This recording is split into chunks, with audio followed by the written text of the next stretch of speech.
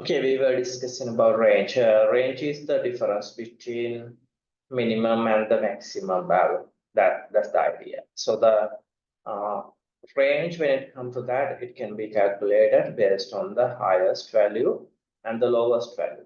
So the difference between the highest and lowest, we will take it as the range. What is the range over here? How much is the range?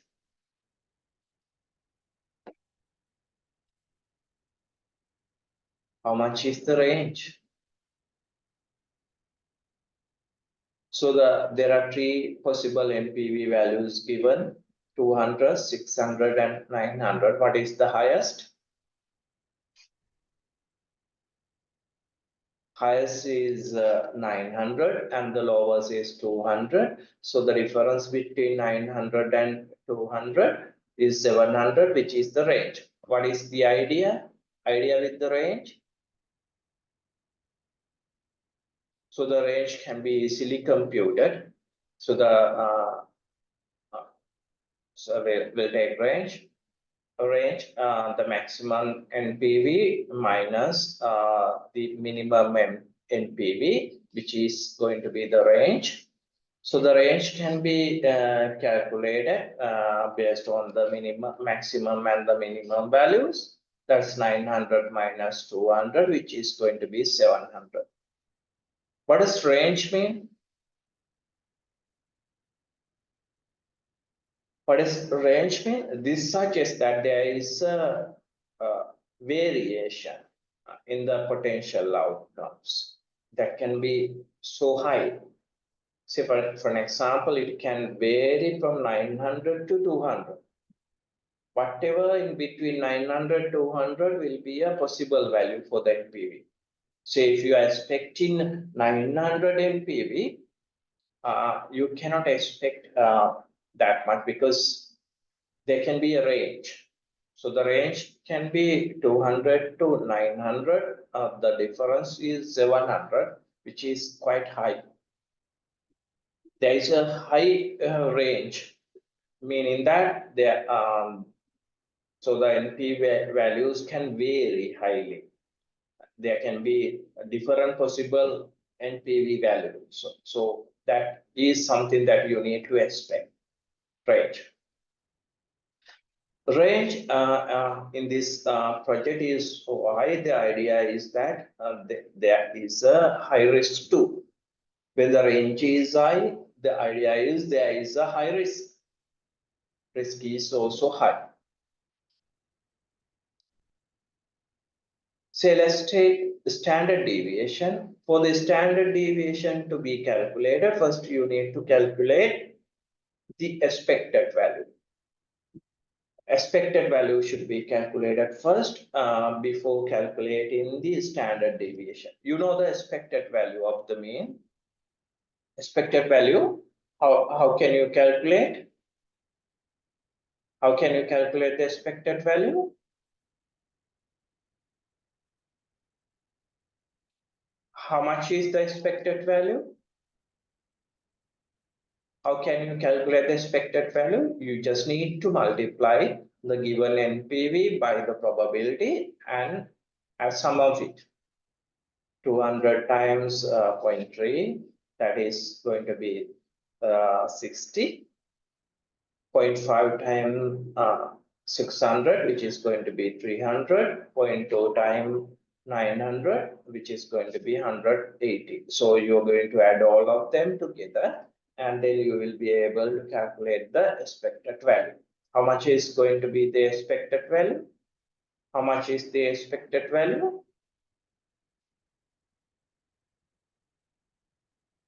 So the expected value can be calculated by multiplying the probability with the given x value. So, and get the sum of it. So the formula for that will be sigma NPV times probability.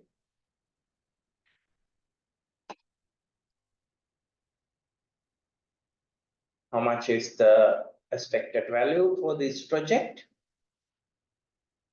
for the given project, and expected value will be 540, which is being calculated by using this simple formula, sigma NPV time probability. So the 200 times 0.3 plus 600 times 0.5 plus 900 times 0.2, add all of them together. So you will get the expected value, which is going to be the mean. That is the mean of the NPV. So the NPV will have a mean of 540, which is needed in order to calculate the standard deviation. So the standard deviation should be calculated based on the X bar value. So the S bar value for this project will be 540. Let's take it.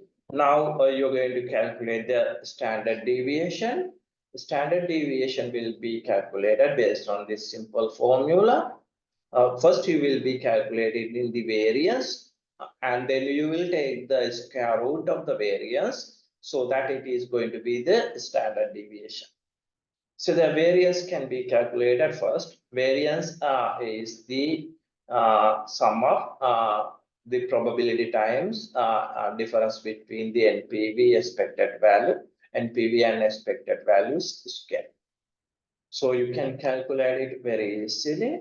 So the 0.3, that is the probability of the first NPV value, under the pessimistic level. So you will have 200 NPV minus the expected value, which is 540 square of it. So same way you can take all three possibilities and calculate the values for that, and you will get the variance of 62,400. 62,400 is going to be the variance, not the standard deviation. So the standard deviation can be calculated based on it. So the standard deviation will be 249.8. Standard deviation will be 249.88. So that's how it is. This standard deviation measures the dispersion of NPV values around the expected NPV. Standard deviation of 249.8 compared to its expected value of 540. It's a kind of a moderate level of variability in NPVs. So we are expecting 540, that is the expected value, that is the mean. And we also expect that that particular expected NPV can vary, deviate 249 either to positive side or the negative side. Standard deviation is over here is kind of a moderate value, so which eventually tells us the project has a moderate level of standard deviation or risk. Then we can calculate the coefficient of variance. Coefficient of variance is calculated based on the standard deviation and the expected NPV or the mean NPV. So we have the coefficient of variance of 0.463, which is a kind of a ratio between ratio of standard deviation to the expected NPV, right? So ratio of standard deviation to expected NPV. That is what we call coefficient of variance. So the coefficient of variance in this case, so we know the standard deviation. Standard deviation was 249.8. And we also know the expected NPV, that is 540. So the 249.8 divided by 540, you get the coefficient of variation. Coefficient of variation is 0.463, which indicates that the standard deviation may vary 46.3. A coefficient of 4.463 indicates that the standard deviation is 46.3 of the mean, reflecting the moderate level of relative risk of variability. So it has a 46.3. So we can expect a deviation of 46.3 from the expected value. So kind of a ratio. So the coefficient of variance is an important risk assessment measure when it comes to projects. Say we will be calculating different NPVs under different conditions that we will also discuss later on how we can do that under scenario analysis and sensitivity analysis. And of course, we will be discussing them today. And the coefficient of variance over here is 0.463. So the coefficient of variance over here indicates that the mean that we calculated may vary 46.3 of it. Then we have the semi-variance. Semi-variance, as I discussed earlier, it is calculated based on the below expected NPV values. So let's say we know the NPV value, which was 540. 540 is the NPV value, and 600 is more than 540. 900 is more than 540. Two of them will not be taken into calculation of variance. So for the semi-variance, we will take only the below values. Only the below value in this table is 200, which is the only below value which is below to 540. 540 was the expected value. The below value now is 200 because it's the only one in this table. So the semi-variance is calculated based on only the below value. See that's only the risk. See the risky thing when it comes to that, if it goes less than something that we expected, say if it goes more than something that we expected, that's good. Say if we are able to get 900, it's a positive risk. So we will have something more than what we expected. So only the negative risk will be taken into account. So the 200, which is the only worst condition that we can expect. So the expected value is 540. Say compared to 540, 200 is the only below value. Say you can see how we can calculate the standard deviation. When we were calculating the standard deviation, we took this 200. So if I take only the 200, the variance will be only 34,680, which is related to this part. So the 34,680, which is related only to 200 NPV. Rest of the two are not related to semi-variance because they are more than it. So the semi-variance of this project should be 34,680, which is being calculated based on the below NPV values, which is 0.3 times square of 340. So which is going to be 34,680, which is going to be the semi-variance of this project. So the semi-variance focuses only the downside risk, measuring the variance of NPVs below the expected NPV. A semi-variance of 34,680 indicates the extent of potential downside deviation, emphasizing the risk of lower than expected outcome. So the idea is that there is a risk that the expected values will go very lower level. So which indicates the risk of the project.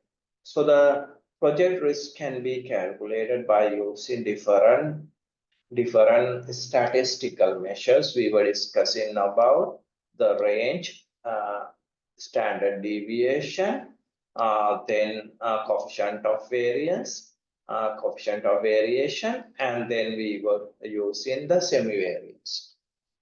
4 measures can be used in order to calculate the risk of the project. Then we will discuss a little bit about sensitivity analysis. Sensitivity analysis can be used to assess the project risk. Sensitivity analysis is to understand how changes in key variables impact the project's outcome.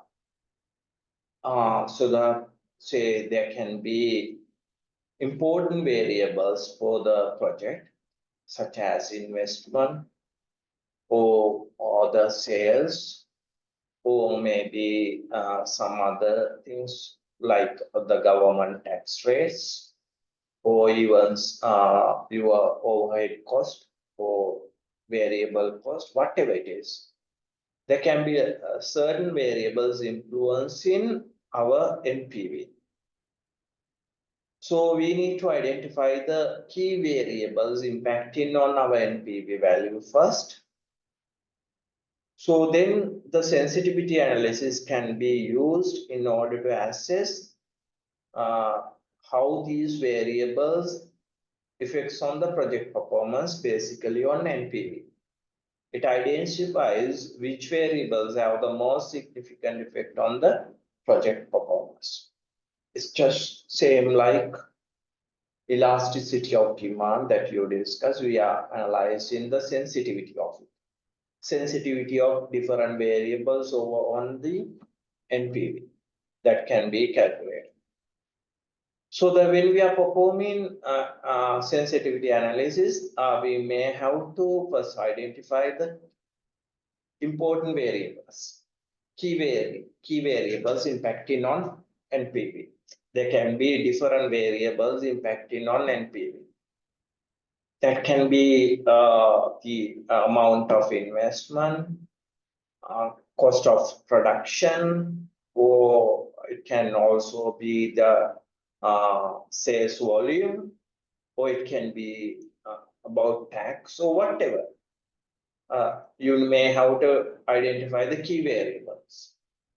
Then you may have to set baseline scenario. So the expected value, which is going to be the expected NPV, which is under the normal condition. Normal scenario should be set. So they are under the normal condition, what would be the values? If everything goes in the normal scenario, what would be the sales variable, or tax, depreciation, whatever, or the investment, if everything goes in the normal condition.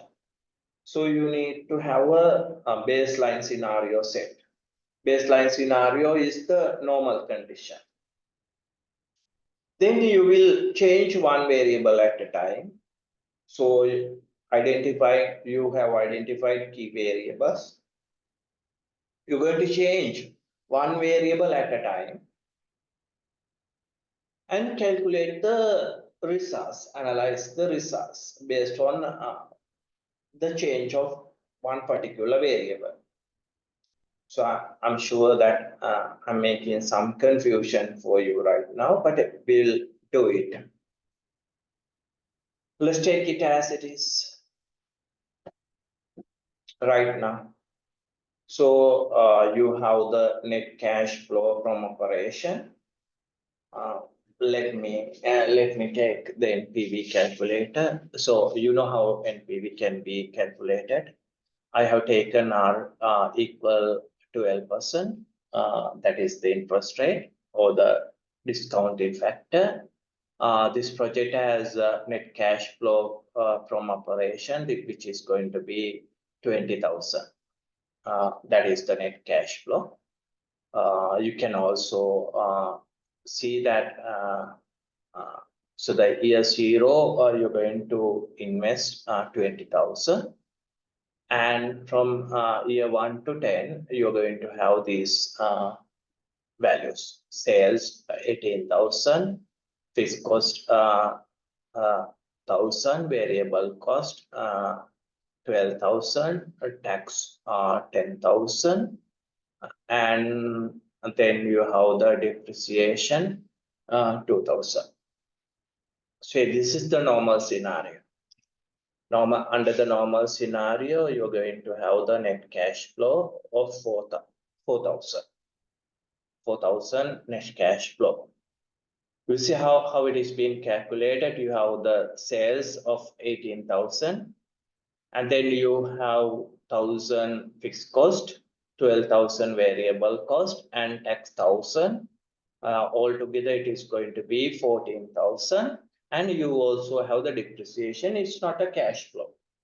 Depreciation is not a cash flow, so you don't pay for the depreciation. It's a kind of estimated value.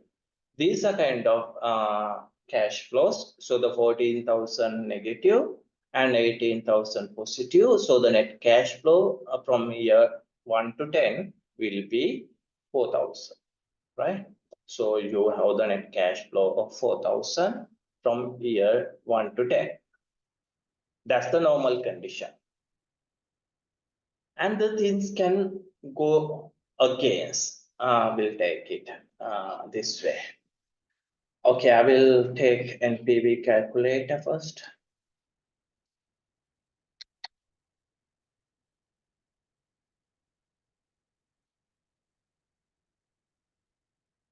So of course there are NPV calculators available online. Unfortunately, you cannot use them in the exam, but when you are working, you can of course use the online tools if you want. Say we know year 1 to 10 everything. So there are 10 years. As for the project details, initial investment will be 20,000.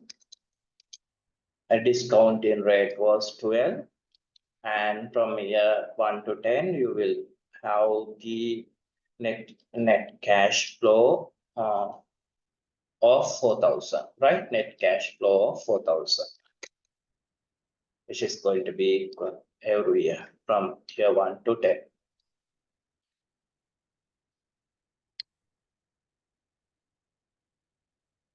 You can of course use the cumulative table because it's going to be equal values. So the when it is equal, you don't need to use 1 to 10, and you can take the cumulative value. So you can of course easily calculate the NPV value for this project. The NPV will be 2,600.89 under the normal condition. If everything goes in the same way as we expected in the normal condition, this is going to be the NPV, right?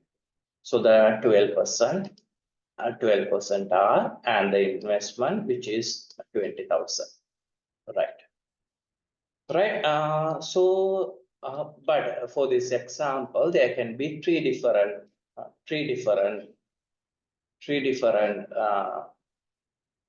situations as we estimate: pessimistic, which is the worst condition; expected level, which is the normal level; and the optimistic level, which is going to be the best.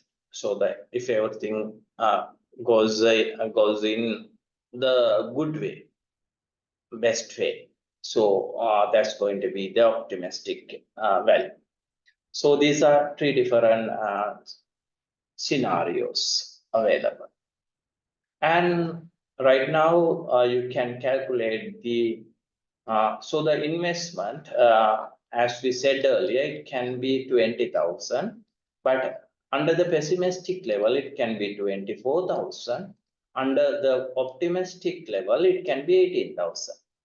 So the investment can be higher or lower, right? If it goes higher, it means that it, say, we were supposed to invest 20,000 and we had to invest 24,000. That means a bad thing. Say, we were planned to start the project with the 20,000 and we had to invest 24,000. So additional 4,000 had to invest. And if everything goes in a very good direction, say, even the investment can be lower. We were planning to invest 20,000, whereas we invested only 18,000. It's good for the project, the lower level of investment. Right? So you can calculate the NPV values under different investment levels. So we know this is going to be the normal condition, 20,000, which is going to be the normal condition. Under the normal condition, we know that this is going to be the NPV value. This is going to be the NPV value under the normal condition. So if it is under normal condition, this is going to be the NPV value. So the expected NPV will be 2,600.89. Whereas if investment goes in the pessimistic direction, if investment goes in the pessimistic direction, now the investment will be 24,000, not 20,000. Everything else remain the same. So the investment went wrong. So we were planning to invest only 20,000. Now the investment became 24,000. Now the NPV become minus. Now the NPV become minus 1,399. So if it goes wrong, investment is going to be minus 1,399, right? That's the pessimistic. So if the investment goes wrong, NPV is going to be negative. And investment can go in the better way as well. We are investing less than what we were expected. So 18,000, not 20,000. We're going to invest only 18,000. So the NPV is going to be 4,600, which is much better right now, right? We were expecting only 2,600, and now the NPV is 4,600. See if we are able to reduce investment a little, so our NPV values become a higher one, which is going to be quite larger right now. So we reduce only 2,000. We reduce only 2,000 over here, and see your NPV value is being increased 2,002. Now the project has a better NPV, quite same amount. It has been improved. Right, so we know under the normal condition, anyway, the investment was 20,000. Anyway, the investment was 20,000. We were expecting only 2,600. Right? Now, what may happen? So our sales may change. Now, see, we were calculating the net cash flow based on 18,000. Now the net cash flow is going to be changed because the sales being reduced. Previously we expected 14,000 because we were expecting 18,000. Now it is going to be 15,000 over here. So the net cash flow will change because this is going to be 15,000. Net cash flow is going to be just 1,000, not 4,000. Now the net cash flow is just 1,000.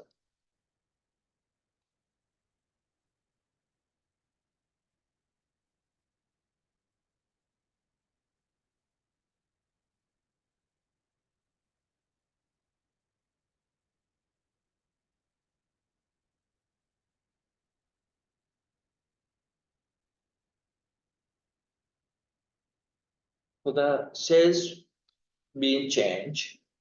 As a result, net cash flow is changed. Since the net cash flow is changed, NPV is going to change as well. So now the NPV is going to be negative. See, the NPV is going to be negative. We are investing 20,000. We are going to get only 1,000 a year for 10 years. So it's going to be negative NPV. NPV is going to be negative if the sales change. If the sales change to 15,000, NPV is going to be minus 14,000.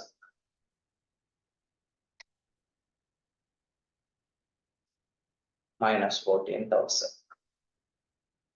It can go to 21,000 if everything goes better, go in a better direction. Sales can be increased.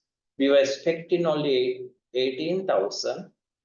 There, as we remember, the net cash flow was 4,000. Now it's going to be 21,000. 3 additional. So this is going to be 21,000. If it is 21,000, if everything else remain the same, so the sales is going to be 21,000. So that when the sales become 21,000, say that as you know, the variable cost can also be changed. Variable cost is going to be 66.66. That is the two-third of it. So it's going to be 14,000, right?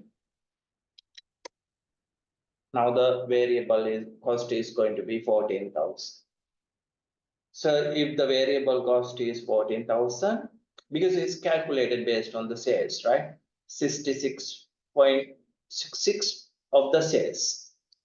Now the net cash flow is going to be 5,000. So the fixed cost is 1,000, 14,000 the variable cost, and you are going to pay 1,000 a tax, and suppose that is not based on sales.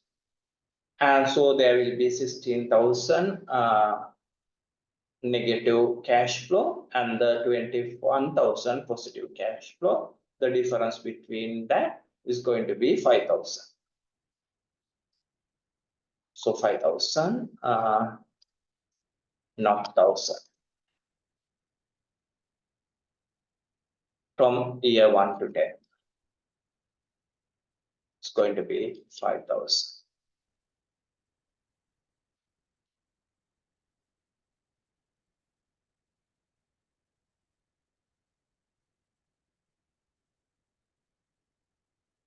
Now you can calculate the net present value. Net present value is going to be 8,251.12.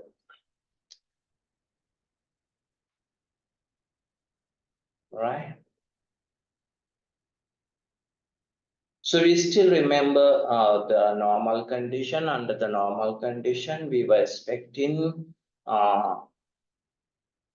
2,600 NPV. If sales goes in the wrong direction, it can go lower to minus 14,349 each year. That's a huge negative value. So if everything goes in good direction, your NPV can be improved to 8,251, which is fairly good value. NPV can be highly influenced by sales, as you can see. So that when it compared to investment, so that NPV is highly influenced by sales, right? So now we still remember the normal condition. Under the normal condition, it was 18,000 over here, right? As you remember, it was 18,000. Sorry, it was 18,000, and this was 12,000. So the net cash flow was 4,000. And what may happen? Your variable cost can also be changed. So you said variable cost will be 66.66 of the sales, whereas it can change. So so now suppose it became 70%, not 2/3. What if it became 70%? So now it's going to be 70%. 70% of it. So 18,000 and 70% of it.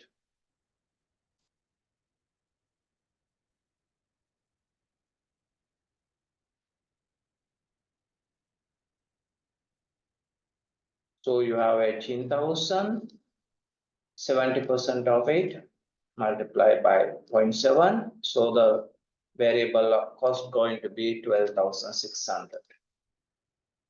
Not 12,000, it's going to be 12,600. So your net cash flow is going to change 3,600. Now the net cash flow is 3,600. If your net cash flow change, your NPV is going to change as well.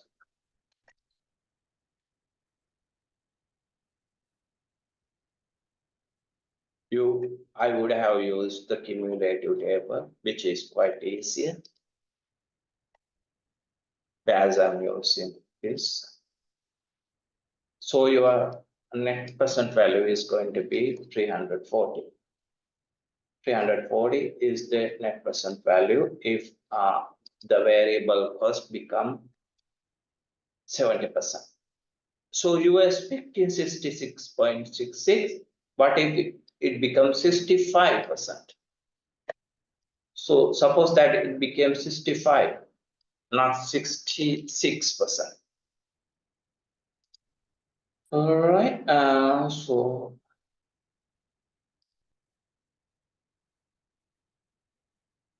$18,000 times 0.65 is going to be,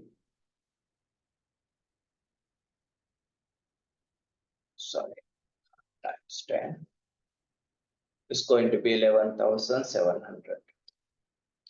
11,700.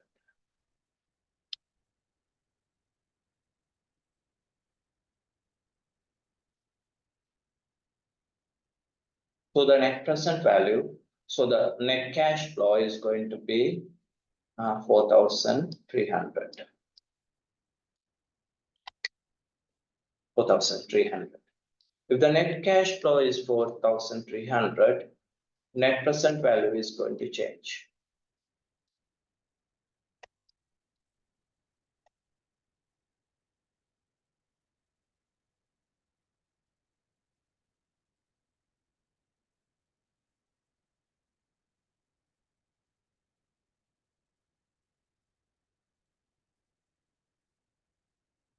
The net present value right now is 4,295. It's 4,295, right? So we know it was 66.66 and 12,000 under the normal condition. the net cash flow was 4,000. That's the normal scenario. And your fixed cost at that time was 1,000. What it become 1,300. So here it was 1,000. Now it become 1,300. So this is going to be 3,700, which is going to be the new net cash flow.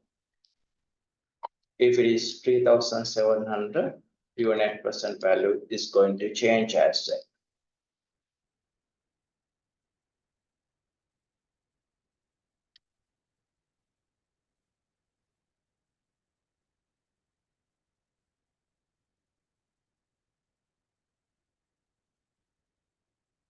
So that each year you will have 3,700 and your NPV will be 905.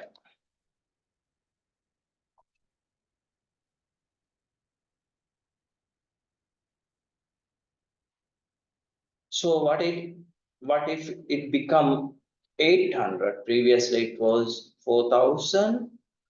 When it was 1,000, now the fixed cost has been reduced to 800. So the net cash flow will be 4,200.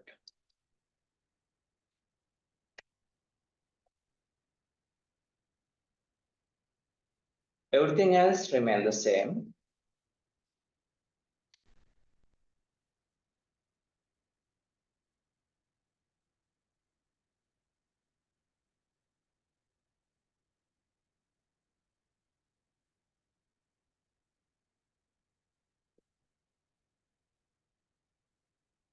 So it's going to be 3,730. So which is quite better value. Right. So in the sensitivity analysis, what we will do, we will take one variable at a time and analyze how the changes in one variable influences on the other. So probably, so there can be deviations, maybe because I have entered things wrongly. Say, anyway, this is going to be the way to calculate it.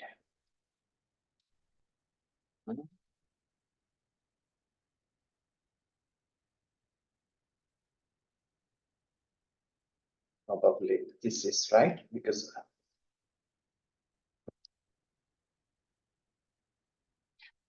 it's going to be 4,000.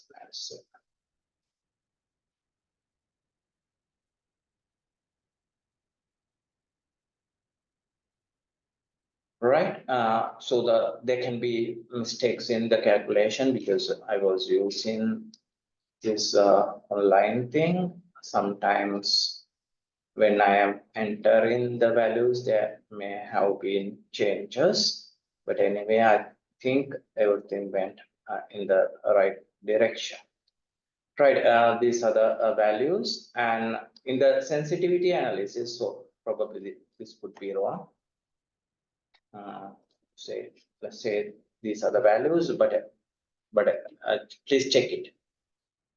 Say one variable will be changed at a time when everything else kept the same. That's the idea. So if you want to check, say, let's take these few values together, which variable make the highest influence.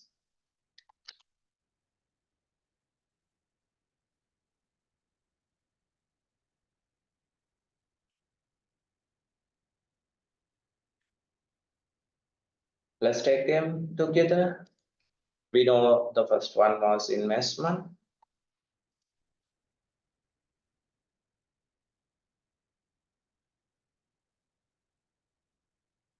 Right. So this is investment and it can go negative or the positive. So if you take the range over there, so the difference between these two,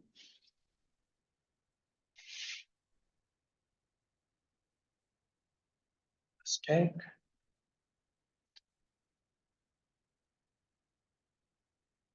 one.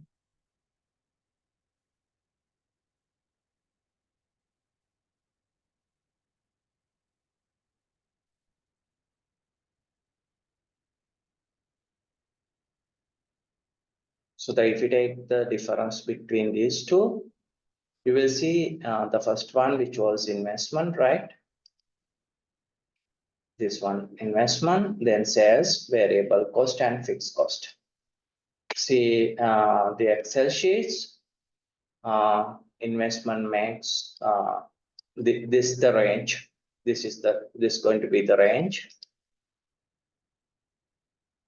It's the range which is this is the highest and this is the lowest that we can expect when the investment change. So the stake, that one is going to be investment. So if you want to calculate how much it influences on NPV, so you can also take it by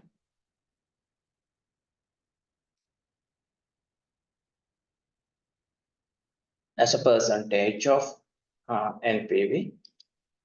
As a percentage of NPV, how much it can influence. So this is sales.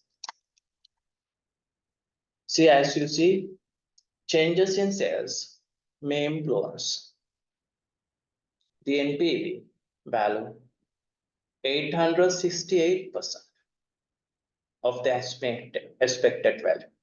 So which is quite high. So the range is quite high. So the sales do have high impact compared to every other variable. So if you see these values, say how much each variable influences, whereas this is going to be the variable cost. Variable cost has a lower influence, and this is fixed cost, which has the lowest influence. So the sales has the highest influence on NPV. So we may have to be concerned on sales. So the variation in sales influences highly on the variation of NPV. That's the idea. So the sales is very critical. Compared to that, fixed cost, changes in fixed cost doesn't influence that much the NPV. It's just 1.1%, quite very low.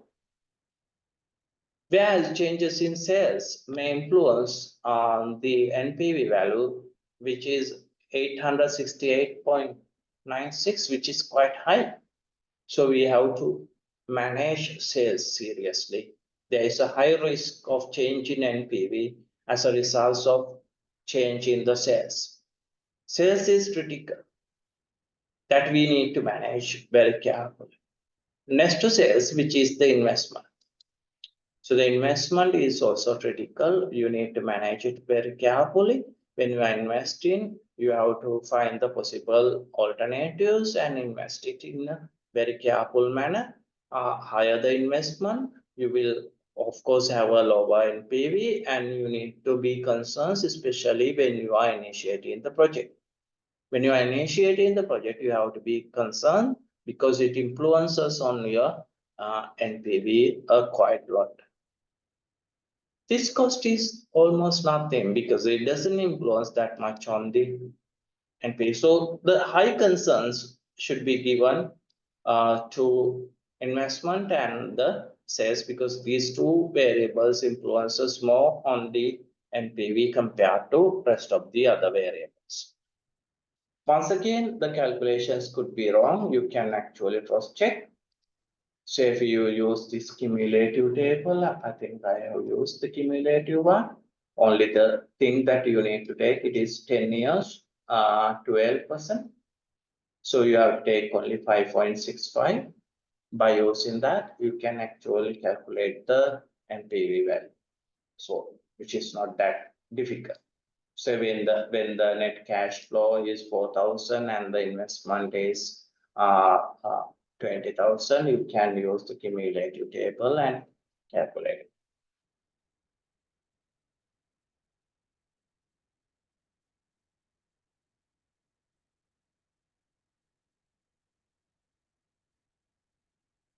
Right. So we were doing the sensitivity analysis. Now we can actually move to scenario analysis. So scenario analysis, when it comes to that, is different to sensitivity analysis, because in the sensitivity analysis, we have taken one variable at a time. It was quite comprehensive. We have taken each and every possible changes separately in order to calculate the NPV. Whereas in the reality, more than one thing can go wrong. Say we thought that the investment can only be go wrong. But if it is pessimistic, sales can also be pessimistic. Variable cost can also be pessimistic. Fixed cost can also be pessimistic. Tax can also be pessimistic. I mean, things can go wrong, every wrong direction. So I mean, when you are calculating certain things, you may have to be concerned on it, make the calculations. Let's say you have to identify different scenarios possible. Suppose that the project has recognized 3 different scenarios.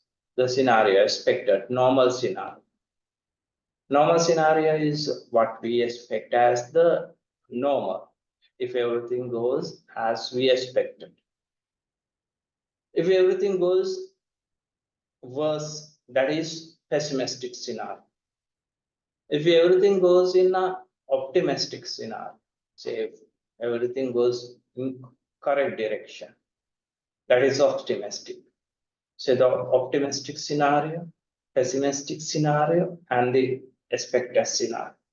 There can be different other names. I mean, there can be several scenarios, more than 3.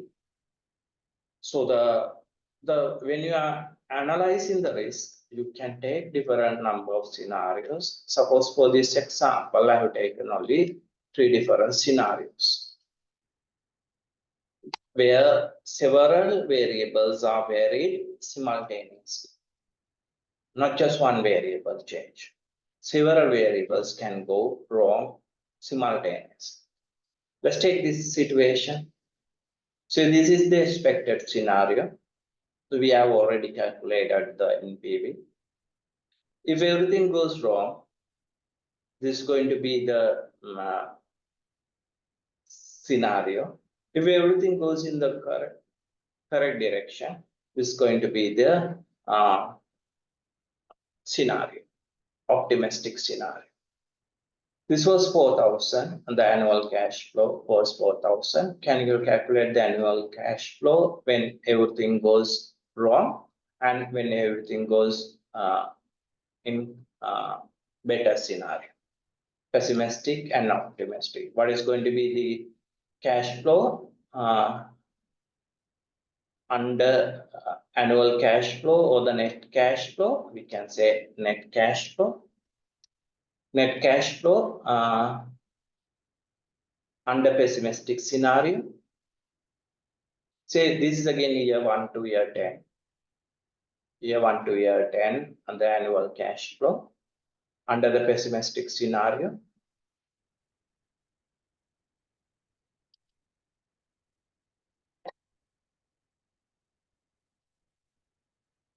How much the net cash flow? How much is the net cash flow?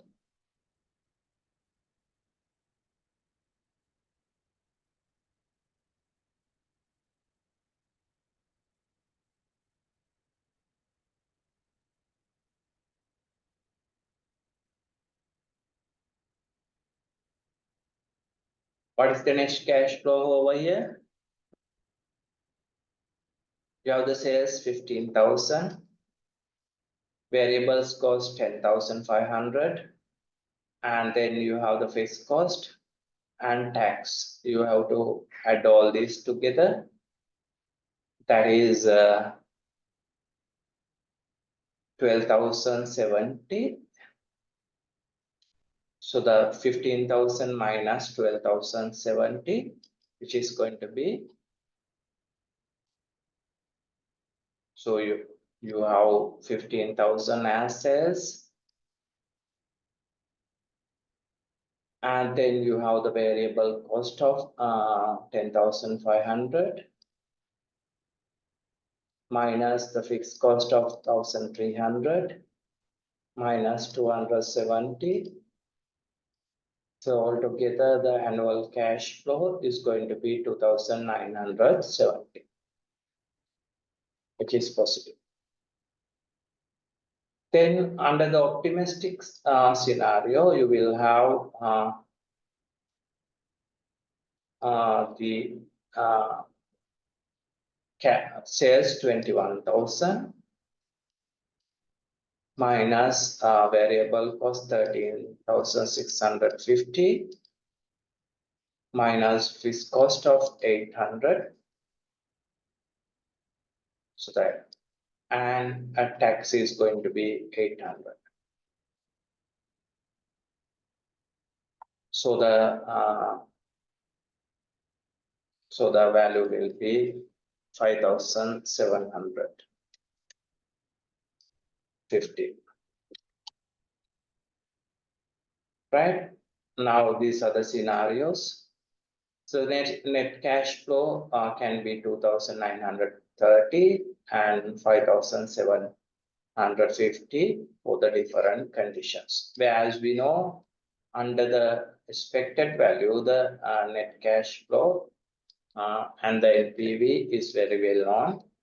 We have already calculated it, and the NPV is going to be 2,689. Right. Now the different scenarios, you can calculate the NPV. Now everything change, not just one. Not just one, things can be changed together.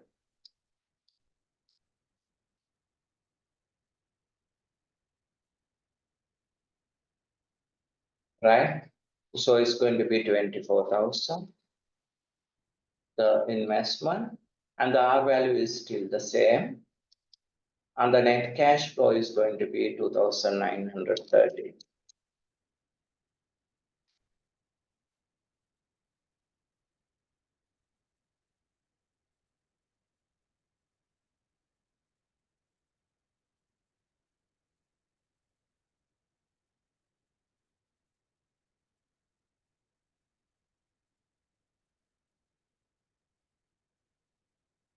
So you can calculate the NPV now. NPV is going to be minus again, minus 7,444.85.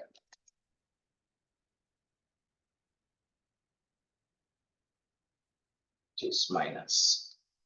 Under the pessimistic situation, NPV can go negative 7,444 something like that, right? It's going to be the exact NPV. And let's take the next situation, which is the optimistic situation, where the investment can go to 18,000. So investment being reduced to 18,000. And the net cash flow is going to be 5,750.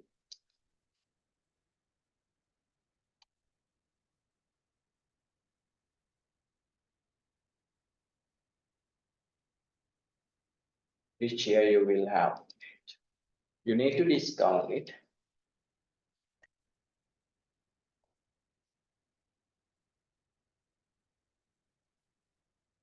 You can of course use cumulative NPV table for the calculation of it, and you will get 14,488.78.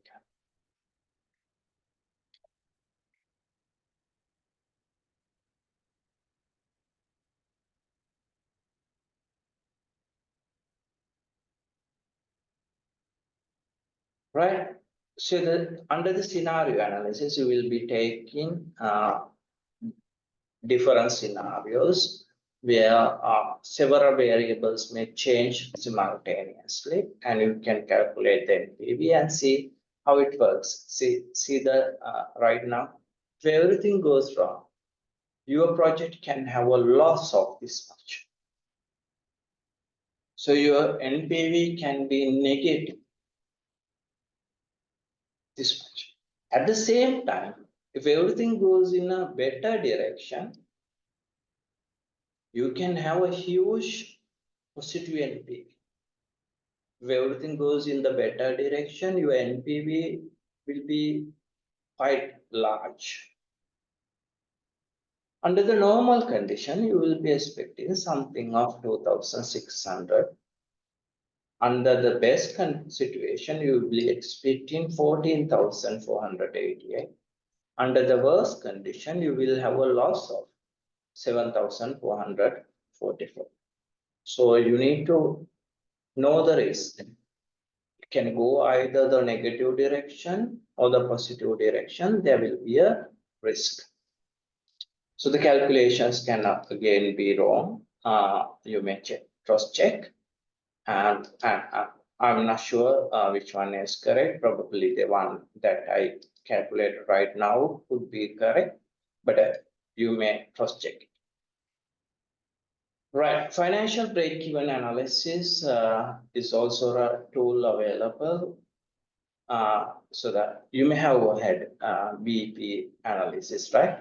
BEP, did you calculate it? Break-even point?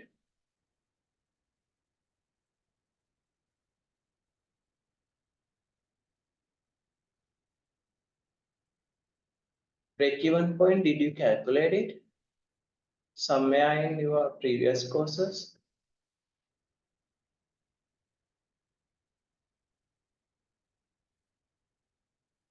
I hope you have already calculated BEP. Did you have the cost and management accounting class? Management accounting, did you had it?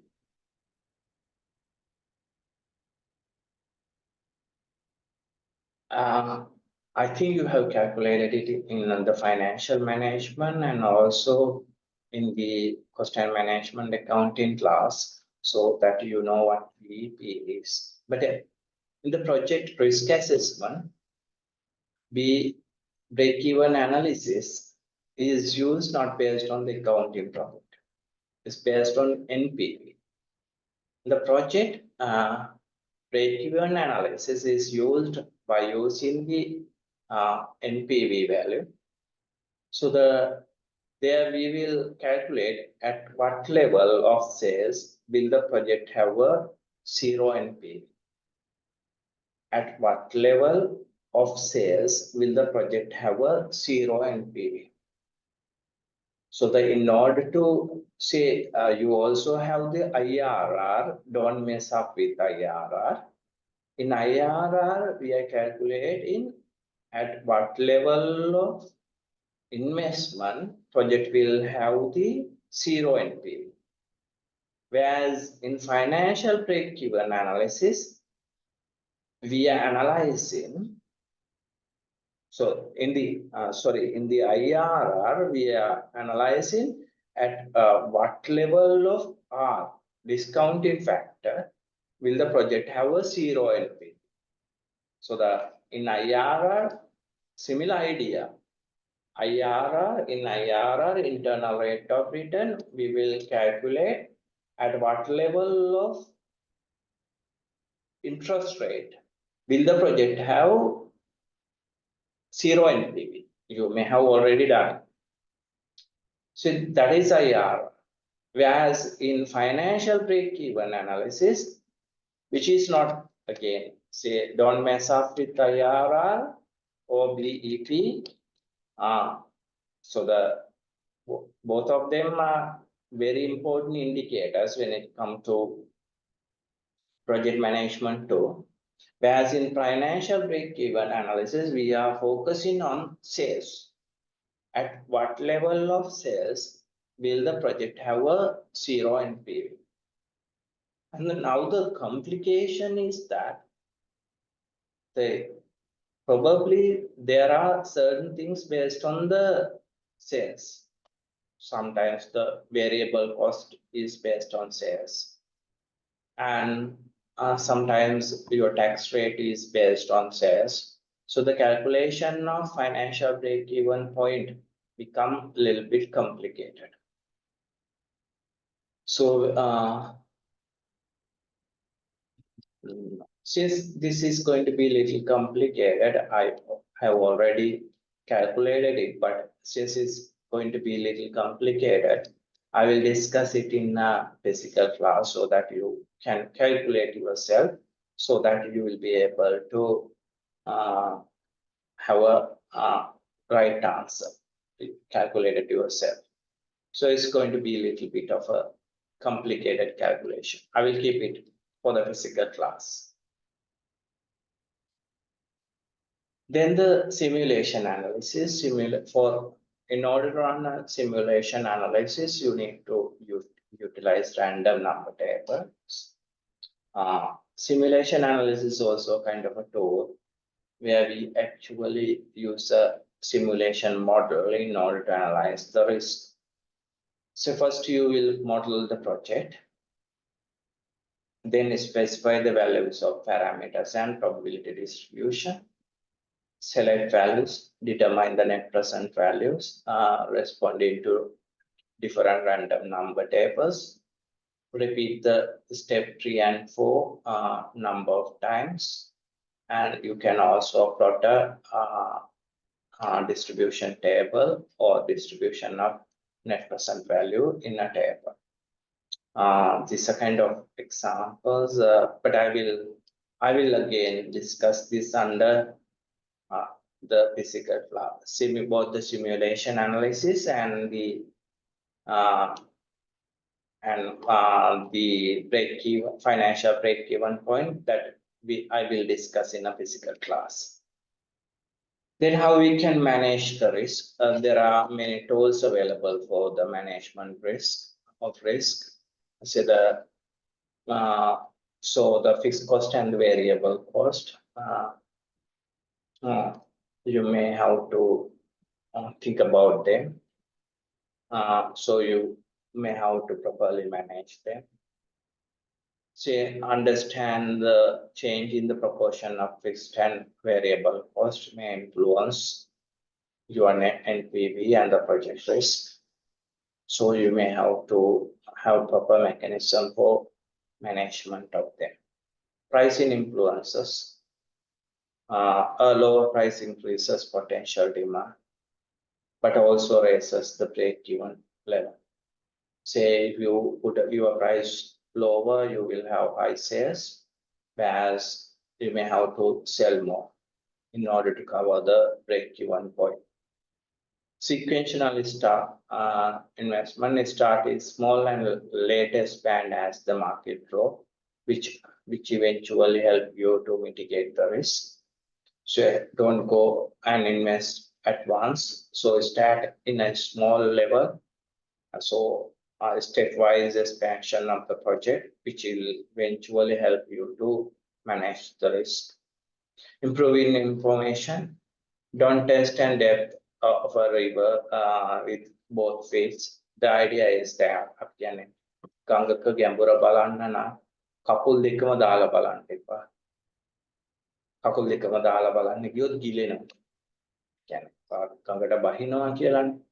ගඟේ කකුල් දෙකම දාලා ගඟක ගැඹුර බලන්න එපා. එක කකුලක් දාලා බැලුවට කමක් නැහැ. එකක් ගොඩ එතකොට ගොඩ එන්න පුළුවන්. The idea is that don't test the depth of a river with both feet. So improve your information, learn from other sources, and have comprehensive information system so that you can mitigate the risk. Financial leverage, reduce the dependencies on debt, lower risk. So say for an example, why certain projects in Sri Lanka became real troubles. say Hambantota Fort.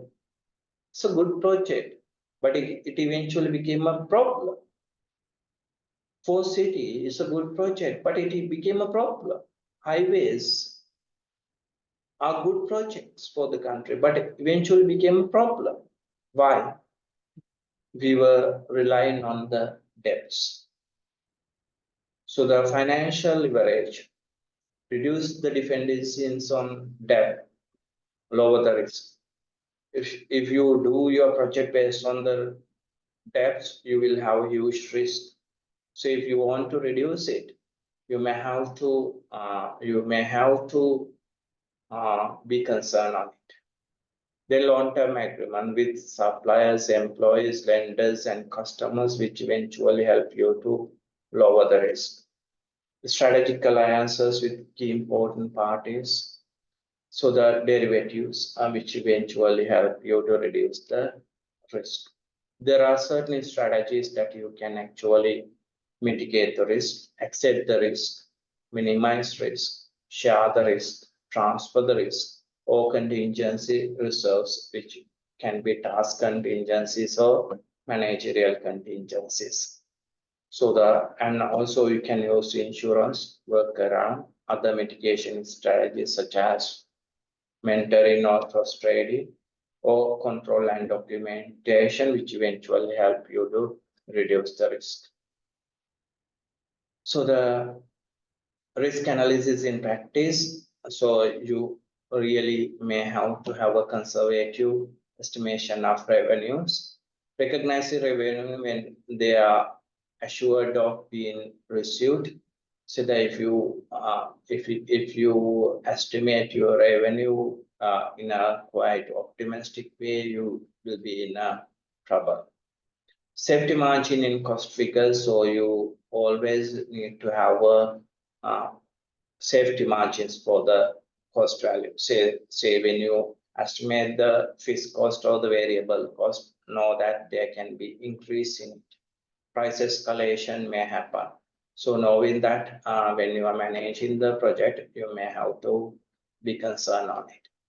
The flexible investment analysis cutoff points for investment varies according to the judgment of management about the risk of the projects. So that when the project risk going to be high, sometimes you can reduce the investment on it. So the acceptable overall certainty index, so that is a kind of index that we can use in order to calculate the overall certainty of the project. There are certain things that can be assure certainty, say the raw material cost or the product availability or the power availability, freedom from competitors. They can be certainty levels. So based on all of them, we can actually calculate the overall certainty, which eventually help how much the project is going to be sustained or project is going to be successful. Or the judgment on three-point estimate is some companies, three estimates are developed for one or more aspects of the potential proposed investment aid. So as we discussed, optimistic, pessimistic, and the normal estimates, which are really important. So the judgment on three-point estimate, say that instead of estimating everything on a normal condition, have estimates for the pessimistic levels and the optimistic level. These 3-point estimates will eventually help us to manage or mitigate the risk or analyze the risk. This is about certainty, acceptable overall certainty index. So such as raw material availability, certainty, if it is 70%, power availability certainty is 60%. Freedom from competition, say certainty is 80%, you can actually calculate the overall certainty based on three of them by using the certainty index. So the project will have overall certainty of 70%.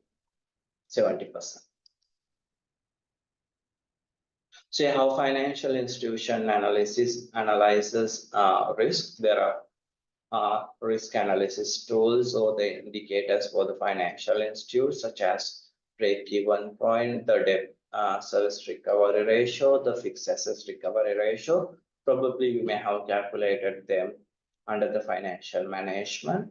So I'm not going to repeat it, but these three indicators are important indicators when we are assessing the risk or the managing the risk, especially when you are writing project proposals. For getting loans, financial institutes will be looking at break-even point, debt service recovery ratio, and fixed assets recovery ratio. These are three important indicators for the financial institutes for granting loans. Say if you are preparing project proposal for requesting for banking loans, there you may have to think about these three. They are highly concerned on it. Break-even point, the debt service coverage ratio, and the fixed assets coverage ratio. Probably you may have calculated them. This is a kind of example that you can actually use to calculate them. This is average a debt service coverage ratio, which is how it is being calculated. Right, we will have, of course, a kind of a physical class next week in order to discuss the remaining parts that I kept for the physical class, and also I will brief some of the things that we discuss inside this class during the physical class by using a tutorial. So with that, we will wind up the class for project management. Thank you. Thank you, sir.